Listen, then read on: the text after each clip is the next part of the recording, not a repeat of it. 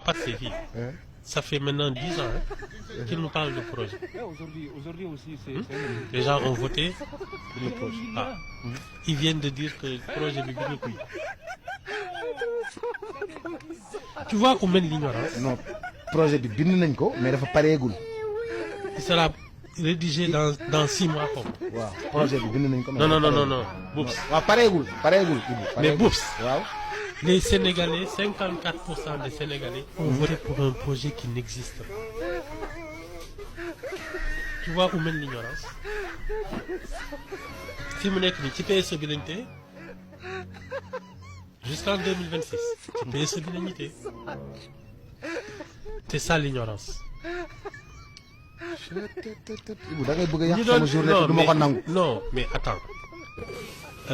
Tous ceux qui ont défendu le projet, qu'est-ce qu'ils peuvent nous raconter maintenant? Mais le projet, nous koy bind ba tay. Qui conseil des ministres il y a 2 semaines. Qui l'a dit dañuy dajale xawma ñan pour ñu bind projet. Wala doy golo. Yeggali. Waaw, d'accord. Parce que dañ leen tëjoon prison moo tax yeggali. Waaw, d'accord. 6 mois. Waaw. Te xam nga genre projet yooyu enfin document yooyu soo koy yóbbu après tu vas chercher des financements. Hein? Au Club de Paris, à la Banque mondiale. Voilà. Mais xam nga ça prend combien d'années pour le faire accepter? Ça peut te prendre encore un mandat.